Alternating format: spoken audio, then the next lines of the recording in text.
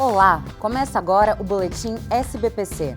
No programa de hoje, você fica por dentro do segundo dia de atividades da 67ª reunião anual da SBPC. Você vai ver uma entrevista exclusiva com o ministro da Ciência, Tecnologia e Inovação, Aldo Rebelo, as atividades da SBPC indígena e um pouco das pesquisas apresentadas na sessão de pôsteres do maior evento científico da América Latina.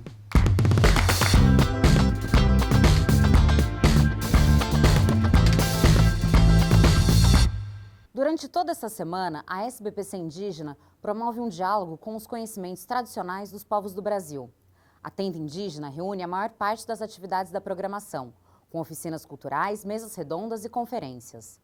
O destaque de hoje foi a conferência sobre astronomia indígena. Organizada pelos estudantes indígenas da UFSCar, a programação da SBPC Indígena está articulada com o restante da programação científica da reunião e também promove momentos especiais de encontros entre várias culturas.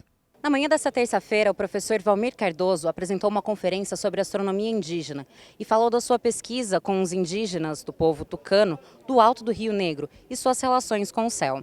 A astronomia cultural é uma área bastante importante que está sendo desenvolvida, né? E ela serve como um canal de diálogo entre as várias culturas. Cultura não é algo estático, é algo que está se movimentando o tempo todo e, portanto, é muito interessante a gente estabelecer esses canais de comunicação. Por que eles podem ser feitos, por exemplo, através do céu? Porque todos os povos olham o céu, todos os povos olharam o céu. O calendário apresentado pelo professor foi elaborado com o povo tucano e relaciona as constelações indígenas com fenômenos da natureza, como cheias de rios e períodos de chuva. O material foi pensado para ensinar astronomia indígena nas escolas. Então, quando a gente olha o centro desse calendário, a gente vê as várias constelações que lá são interpretadas como num calendário. Na medida em que a constelação está se pondo, junto com o pôr do sol, ocorrem fenômenos do mundo natural, naturalmente. A tenda indígena continua durante a semana, com artesanatos e pinturas corporais. Às 8h30 desta quinta-feira, o estudante da UFSCar, Eri Manchineri, do povo Manchineri do Acre, coordena a oficina cultural sobre musicalidades indígenas. E aí vai ser uma oficina voltado para essa questão da música indígena no ponto de vista da nossa etnia lá do Acre, Manchineri. A medicina tradicional através dos cantos e os rituais que a gente chama de sagrado. Venha para a UFSCar e aprenda com os povos indígenas do Brasil. Na reunião anual da SBPC, estudantes de todo o país apresentam diariamente seus trabalhos em pôsteres de todas as áreas do conhecimento. Para conhecer mais a fundo essas pesquisas, acompanhe agora o Clique Ciência, produzido pelo Laboratório Aberto de Interatividade para a Disseminação do Conhecimento Científico e Tecnológico, o LAB da UFSCar, na sessão de pôsteres de hoje.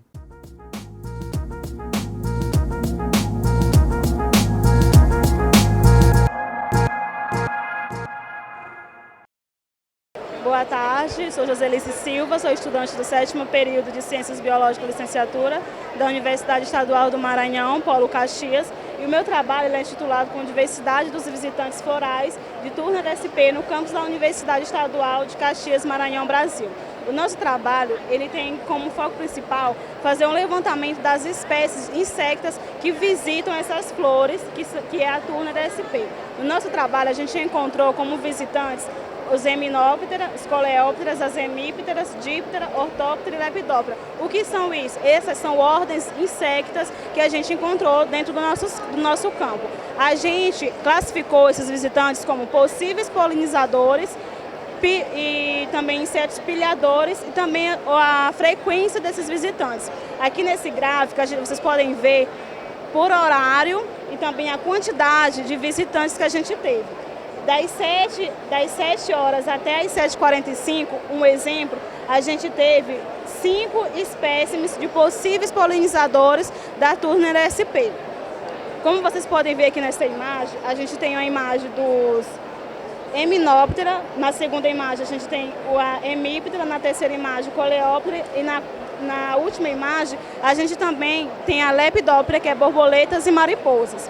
Bem, a alta relevância quanto aos visitantes das flores do gênero Turner sp são muitos classificados, como polinizadores e outros organismos também pilhadores.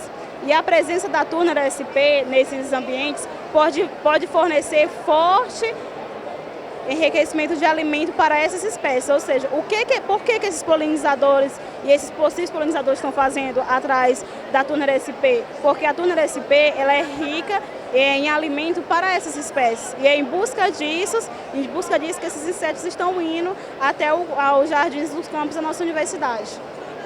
É isso, e obrigada. Meu trabalho ele é sobre a transformação das relações homoafetivas na visão das famílias de baixa renda.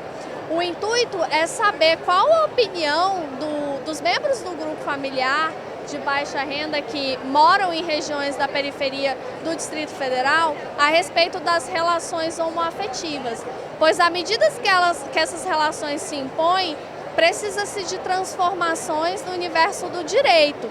E trazer essa perspectiva dos membros do grupo familiar é muito importante, no sentido de que a família é uma instituição formadora de opinião desses membros e também capaz de transformar a opinião, né? Então, por isso que a gente traz essa visão plural dos membros do grupo e não mais uma visão unilateral, né? Apartada desse grupo familiar.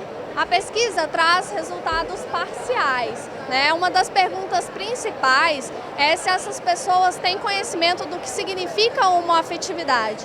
Por enquanto, das famílias entrevistadas, 87% respondeu que sabe sim o que significa homoafetividade. Outro dado importante que a gente traz é que se o crime, né, de homofobia tem que ser institucionalizado ou não. E 87% da população entrevistada concorda que sim. Então, essa mudança de pensamento tem cada vez mais sido preponderante para que esses direitos sejam garantidos. As conferências realizadas na SBPC discutem os mais diversos assuntos. Na manhã desta terça-feira, em uma das conferências, foram abordados os transtornos do espectro autista. O professor Jair de Jesus Mari, da Universidade Federal de São Paulo, falou sobre identificação precoce, tratamento e prognóstico. Acompanhe. Professores, pesquisadores, psicólogos e estudantes estiveram no auditório Florestan Fernandes para acompanhar a conferência, que abordou esse transtorno diagnosticado em pelo menos 1% da população do Brasil. A falta de demonstrações de afeto, o excesso de repetições, a normalidade de expressão, dificuldades na comunicação e interação social, fascínio pela manipulação de objetos e um comportamento restritivo são alguns dos sintomas.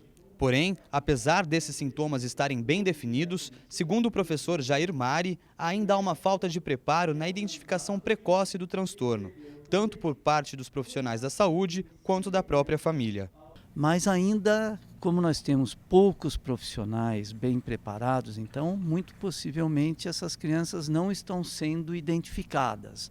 Jonatas Kerr de Oliveira, pai de uma criança de 3 anos diagnosticada com autismo, que esteve na conferência, conta que a identificação dos sintomas em seu filho aconteceu na escola.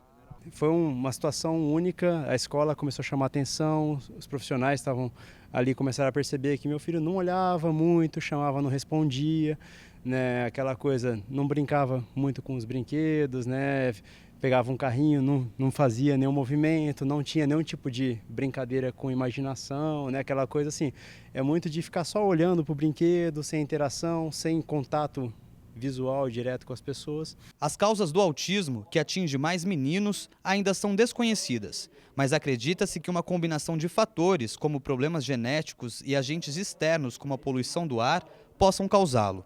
Segundo o professor Jair, o tratamento é realizado por meio de terapias comportamentais por profissionais de diversas áreas da saúde.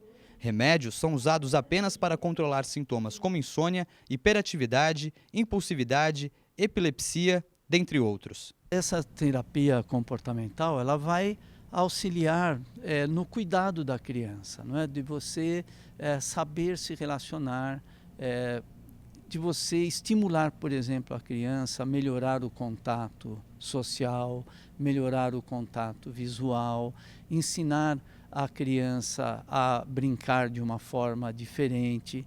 Então você vai tentar modificar esse desenvolvimento cerebral que a criança com autismo tem, que é de focar nos objetos em movimento e de evitar o contato emocional. Então você vai proporcionar, né, uma certa mudança desse perfil da criança, não por julgá-la, né, ou por criticá-la, mas de proporcionar o desenvolvimento de uma parte cerebral que não estava sendo estimulado antes.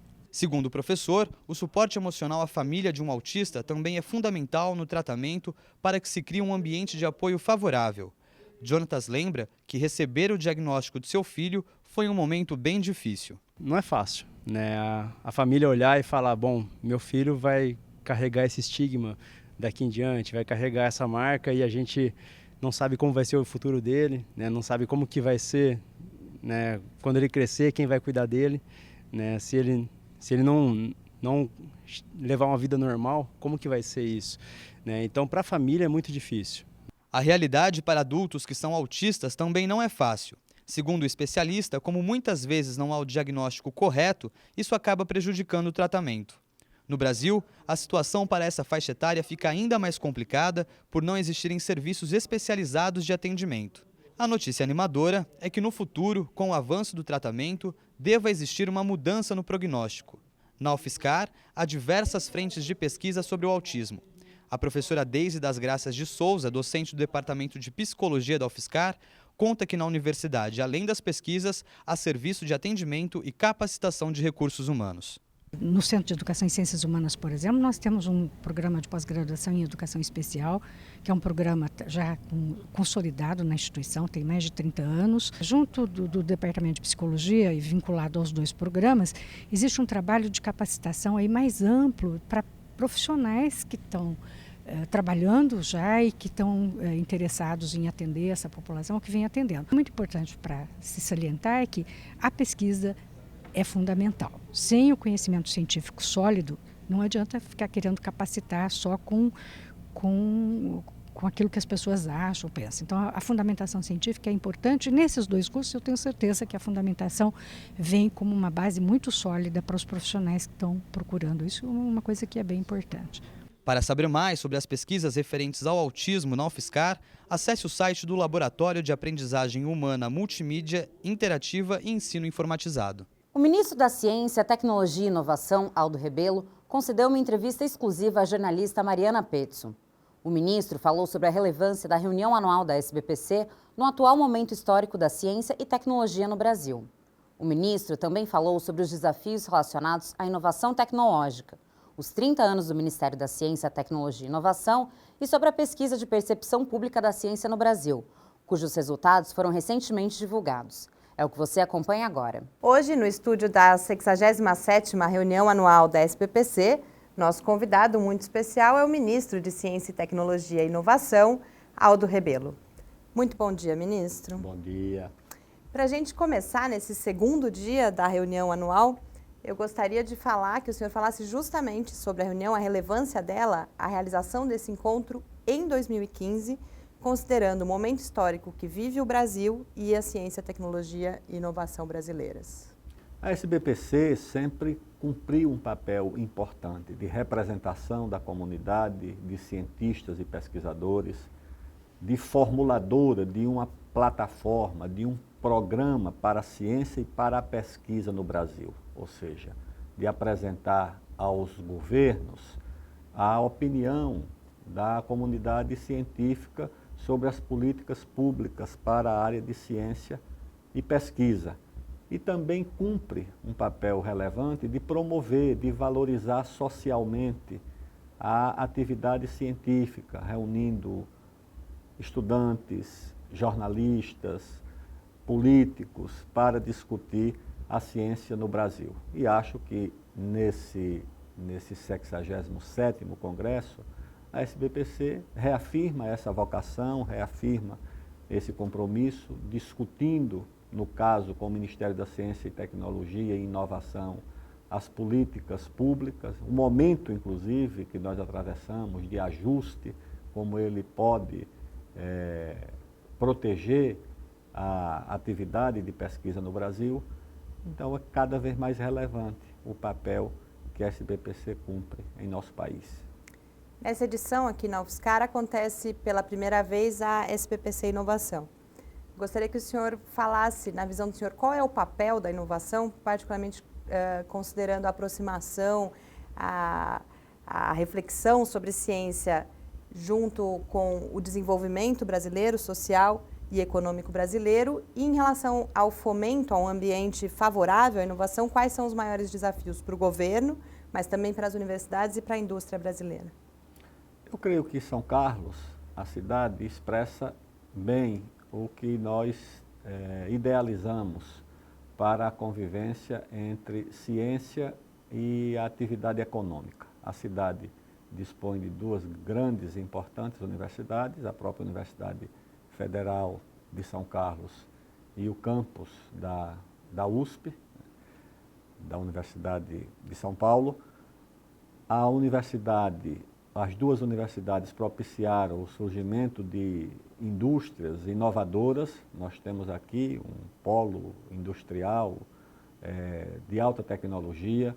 Nós temos indústrias pioneiras na área de máquinas e equipamentos agrícolas, que foram criadas a partir do espírito inovador e da própria presença da universidade. E há um leque de iniciativas aqui na cidade que só foram possíveis a partir da existência dessas duas instituições. E acho que a SBPC tem como preocupação hoje, exatamente, aproximar a ciência, a pesquisa da atividade econômica, porque só assim é que a nossa indústria vai competir, vai inovar. E sem inovação, nós não teremos indústria competitiva. Sem indústria competitiva, nós vamos perder emprego de alta tecnologia, vamos perder renda de alta tecnologia, vamos perder indústria de alta tecnologia e vamos ser importadores de produtos e exportadores de empregos de alta tecnologia. Essa é uma preocupação importante da SBPC, que também é do Ministério. Durante a reunião, o senhor anunciou os dados da pesquisa de percepção pública da ciência que foi realizada agora em 2014, 2015 pelo Ministério. Já houve pesquisas semelhantes em 2006, em 2012. O que esses dados mais recentes e eles na comparação com os dados anteriores nos contam sobre a relação dos brasileiros e brasileiras com a ciência, a tecnologia e a inovação? Os dados da pesquisa revelam que há uma expectativa muito positiva, eu diria até romântica, da população em relação à ciência e à pesquisa. Ou seja, a ciência representaria um mundo de bondade, de generosidade, e não é assim, lamentavelmente não é assim. Há uma ciência de boa qualidade a serviço de políticas de péssima qualidade. Basta olhar os países ricos, que dedicam boa parte de sua pesquisa à indústria armamentista. Cada arma nova que aparece tem concentrada nela não só uma grande quantidade de ciência, mas dos melhores cientistas do mundo. Ou seja, boa parte da ciência do mundo não trabalha nem para a paz, nem para curar doença, nem para diminuir os problemas da humanidade. Uma parte da ciência, infelizmente, trabalha para construir um cenário de guerra e de ameaça para a humanidade, mas assim é a vida. Mas a nossa pesquisa revela uma visão assim bastante romântica, o que eu considero positivo, ou seja, porque de fato a parte da ciência no Brasil que se dedica à guerra, ela é pequena, ela se dedica mais de fato ao esforço, né, de construir uma sociedade mais equilibrada. Eu valorizo também, acho importante, dada a situação do mundo, que nós tenhamos também pesquisa na área de defesa. Isso é uma coisa que nós não escolhemos, é uma obrigação diante da situação que tem no mundo. E a pesquisa revela também que, em alguns casos, as pessoas buscam na ciência a solução dos seus problemas, como é o caso da saúde. É onde a ciência é mais destacada como expectativa positiva, é na saúde. As pessoas acham que ela pode ajudar como de fato tem ajudado, né, a curar e a prevenir doenças, o que é uma coisa muito nobre e muito generosa, né. E revela também que nós não temos cientistas conhecidos, nós não temos instituições científicas conhecidas. Eu acho que a ciência precisa, no bom sentido, de celebridades para a sua divulgação e para a sua afirmação. Você pega uma instituição como a NASA, ela é conhecida no mundo inteiro. Qualquer pessoa sabe o que é a NASA, o que é que ela faz. Nós não temos uma instituição desse peso. Nossos cientistas, tirando talvez um Santos Dumont e outro, não são muito conhecidos, né? Então, acho que nós precisamos divulgar mais as nossas instituições de pesquisa, valorizá-las mais e divulgar mais os nossos cientistas. Nós temos cientistas reconhecidos no mundo inteiro e pouco ainda conhecidos no Brasil. Em termos de tomada de decisão, de elaboração de políticas públicas, por que é importante uma pesquisa como essa? Porque o governo passa a orientar as suas ações, as suas políticas públicas de valorização da ciência, de educação científica, de formar uma mentalidade científica. As pessoas, para ter uma visão crítica dos governos, da sociedade e da própria ciência, precisa ter informação científica, precisa ter uma atitude científica. E nós temos muito baixa a nossa atividade de divulgação científica. Então, nós precisamos ter essa percepção para poder o governo, quando eu digo, não é só apenas o Ministério da Ciência e Tecnologia, o Ministério da Educação, as secretarias dos estados, dos municípios, adotar políticas compatíveis com o que há de positivo revelado pela pesquisa e para corrigir também deformações e deficiências que a pesquisa revela. Ontem à noite foram comemorados os 30 anos do Ministério da Ciência, Tecnologia e Inovação. Então, para a gente encerrar, gostaria que o senhor comentasse o que aconteceu com a ciência brasileira nesses 30 anos, de onde partimos no momento da criação do Ministério, os principais desafios atuais, em parte já comentamos, mas para onde devemos ir na visão do senhor? A criação do Ministério cumpriu algumas missões. Primeiro, valorizou politicamente e institucionalmente a ciência, a pesquisa e a inovação. Quando você cria um ministério e denomina esse ministério de Ministério da Ciência e Tecnologia, significa que a sociedade, que o Estado brasileiro está valorizando o tema da ciência e o tema da tecnologia. Quando você cria um ministério desse, você acolhe e sistematiza todo o esforço do Estado e da sociedade na construção da ciência e da tecnologia no país. Isso estava disperso, estava no Ministério da Fazenda, do Planejamento, da Saúde, da Agricultura. Quando você reúne no Ministério, você integra, você potencializa energias, você reduz ou anula duplicidade de esforço. E, além do que também, você pode convocar, né, como o Ministério teve pessoas de grande talento, de grande capacidade, que com a sua experiência e com a sua inteligência ajudaram a formular as políticas de ciência e tecnologia no país.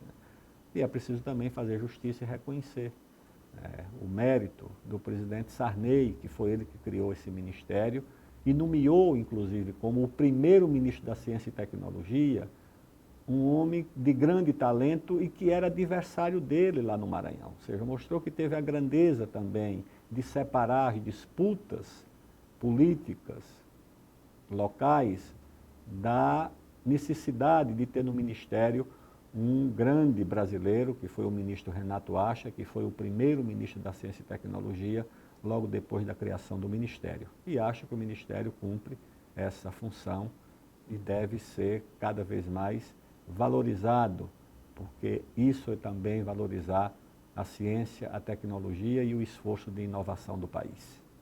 Muito obrigada, ministro. Obrigado a você. Continue conosco na cobertura da reunião anual da SBPC. E tem muita cultura acontecendo aqui na UFSCar. A SBPC Cultural promove apresentações de música, teatro e danças de vários estilos. Fique por dentro da nossa programação. Na hora do almoço, quem estava na UFSCar conferiu o show do violeiro de São Carlos, Rodrigo Zanchi. Na praça de alimentação, o momento de descanso foi embalado pela música caipira do interior de São Paulo.